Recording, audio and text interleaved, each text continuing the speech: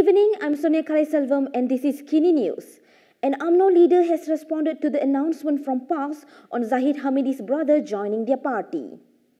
Umno Supreme Council member Mohd Puad Zarkashi said his party is not surprised that Umno President Ahmad Zahid Hamidi's younger brother had joined PAS. In a post on Facebook, he said Hakim Hamidi joining PAS is not a sore spot for Umno and challenged the notion that his entry to PAS was a historic day. Puad said this was as Hakim was not a heavyweight individual in Umno who could give PAS an advantage. Instead, he said the individuals who deserve to be recognized for joining PAS are Muhammad Taib and Anwar Musa. He said this is because they are both former senior Umno leaders. However, he added Muhammad, who is also the former Selangor Menteri Besar, returned to Umno's fold. Meanwhile, Puad pointed out that Anwar was the election director for PN in Nenggiri, and they had lost there. He said they are still waiting to see what PAS has to gain from Anwar. Puad also reminded PAS that its former president Asri Muda was a member of Umno from 1989 until he died in 1992. PAS welcomed Hakim Hamidi to the party yesterday, saying that it was a historic day. Umno President Ahmad Zahid Hamidi's younger brother has been accepted as a PAS member. This is according to Periat Buntar MP Mohammed Misbahul Munir Mastuki. In a post on the party's Facebook page, he announced that Zahid's brother, Abdul Hakim Hamidi, officially joined the Perikatan National Component Party. He said the brother of Umno President Zahid Hamidi has officially joined PAS. He was also seen to be holding an official membership form and shaking Hakim's hand at the party headquarters in Kuala Lumpur. PAS President Abdul Hadi Awang and Bacho KMP Muhammad Shahir Sulaiman were also in the video. According to the Facebook post, Hakim, a former Umno member, had applied to be a lifelong PAS member. Hakim made headlines in 2016 when he announced that his company would no longer have any dealings with the government. This was during Zahid's first stint as Deputy Prime Minister and also Home Minister. Norana Najwa has been appointed to the board of Madrid. The letter of appointment was presented at a board meeting yesterday.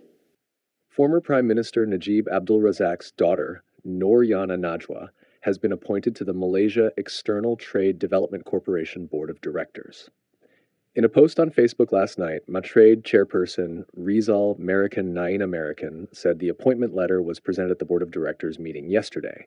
However, he did not state how long her appointment is or the reason why she was appointed to the board of the government agency.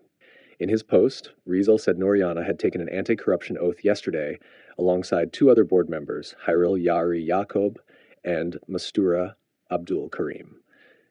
Norana has a bachelor's degree in international politics and foreign policy from Georgetown University in Washington, D.C. She also has a master's in business administration from the Wharton School of Business and a master's in public administration from the Harvard Kennedy School. A PKR leader has commented on the comments by Shamsul Iskandar about his contest against Zahid during the last general election. PKR Secretary General Fuziah Salleh said it is inappropriate for anyone to give their own twist to the events immediately following the 2022 general election. She said this when asked for comments on PKR former Vice President Shamsul Iskandar Md Akin's claims about the contest between him and Umno President Ahmad Zahid Hamidi. In a text message to Malaysia Kini last night, she said the unity government's mandate is the decree of the Yang di-Pertuan Agong at the time. Thus, she said it is inappropriate for anyone to bring in their own narrative. In a recent podcast, Shamsul had claimed that he did not challenge the results of the Bagandatuk contest because of the bigger picture. This is despite Zahid's wafer-thin majority of 348 votes. Shamsul claimed that after receiving assurance that they were forming a government, he followed the general's orders. His revelations have drawn brickbats from Umno and PAS. Among others, Azalina Uthman Syed told Shamsul to respect the democratic process and avoid making statements that could fuel negative speculation. Meanwhile, Tindak Malaysia called on Shamsul to clarify his claims. They said his claims could evoke serious concerns about our election integrity.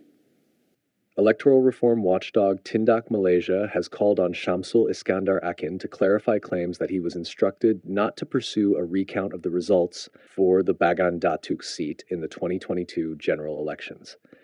In a statement today, its director Dinesh Prakash Chako said, as an organization dedicated to electoral reform, They are deeply concerned by these claims and their ramifications in potentially undermining the faith in the election process. He added that the right to call for a recount is well within the discretion of a candidate, regardless of any consideration from the political party. Dinesh said, "It is unacceptable for Shamsul to simply disregard the trust of the voters who cast their ballot for him by saying he had not acted fully within his right as a candidate in the election.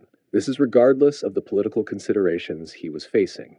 He said that these claims would justifiably evoke serious concerns about our election integrity, especially when the seat was one of the hotly contested seats during the last general election.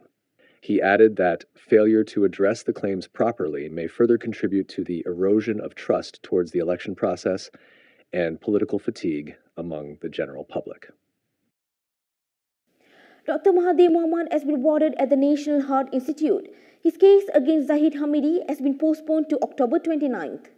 Former Premier Dr. Mahathir Mohad has been warded at the National Heart Institute in Kuala Lumpur. As a result, his defamation suit hearing against Deputy Prime Minister Ahmad Zahid Hamidi today has been postponed until October 29th. Mahathir's counsel confirmed that the Kuala Lumpur High Court had allowed the postponement of the proceedings. Mahathir was admitted to the IJN 2 days ago for treatment for symptomatic relief and chest physiotherapy. He was given a 12-day sick leave from Monday this week until October 25th. Mahathir's legal team had written to the civil court earlier today to apply for a hearing deferment. He had been admitted into IJN a few times, with 2 previous initially scheduled trial dates earlier this year being postponed.